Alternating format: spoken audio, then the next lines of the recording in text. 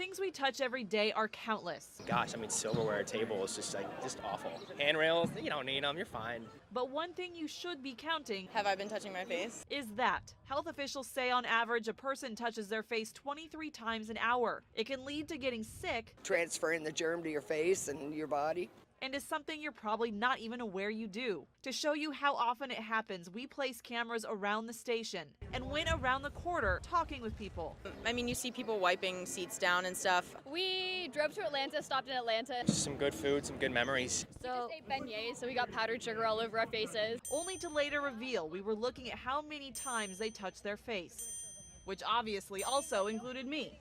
I'm proud to say you did not touch your face once. Hands in my pocket, that's the trick. Some did well, others not so much. Like these two from North Carolina who in 3 minutes touched their face about a dozen times. So today's like our first day out. Caroline Tier unknowingly touched her face 5 times in 2 minutes and again after we told her about it. I think, okay, there we go. Okay. And remember those cameras around the station? It seems nobody is immune to it. wash those hands, make sure that you're keeping yourself, taking extra care. Not touching your face is easier said than done, but it's a habit worth noting, so you're less likely to spread those germs and get sick. Jake Cunningham, Eyewitness News. I just noticed walking around the house, I felt lightheaded.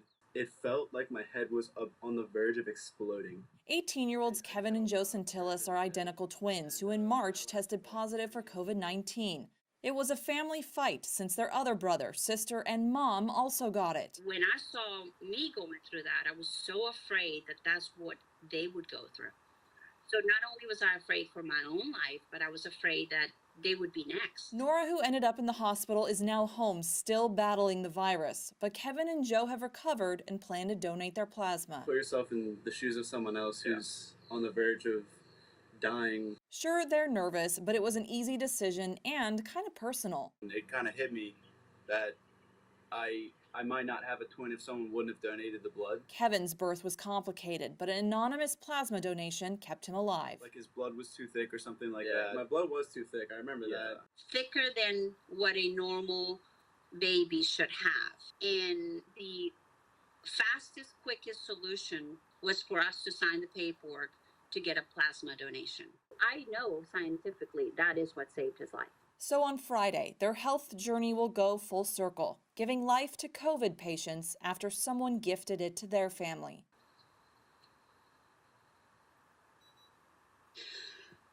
Later on in life, they're going to realize that maybe 8 people lived and beat coronavirus and COVID-19 because of them. Someone did save my life when I was younger, which is really awesome that I'm obviously thankful for, but it's just, I don't know, if people were in the same shoes as me, if someone else had it, then they could give blood, I think they would too.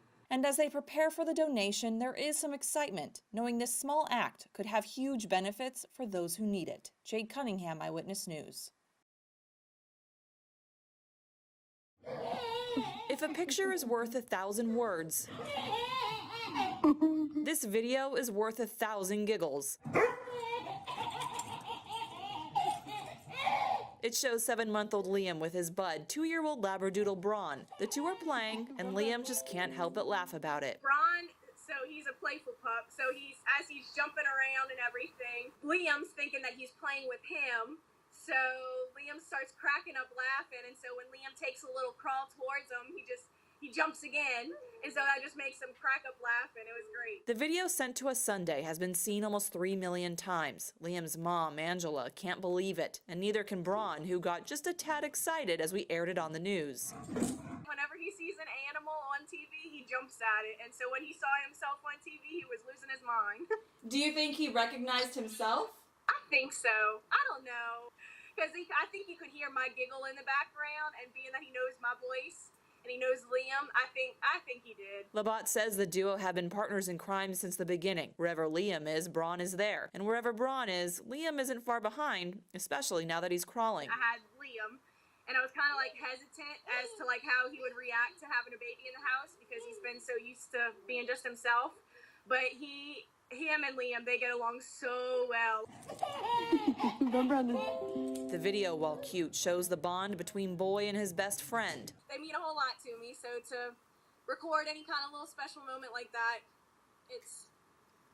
I like it.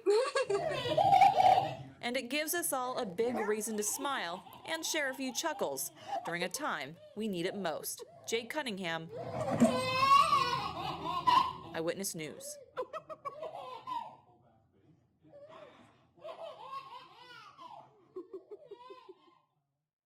From homemade to store-bought, face masks are beneficial, but it all depends on how you wear it. No matter the material, for best protection, the mask should always cover the nose and mouth. Of course, you should be able to breathe, but you'll know it's doing its job if there's resistance. You also want the mask to be sealed around your face. The more loose spots, the more chances particles can get in or out if you're sick, and is then basically ineffective. After wearing a mask, you should treat it as a biohazard. So what is the proper way of cleaning and storing one?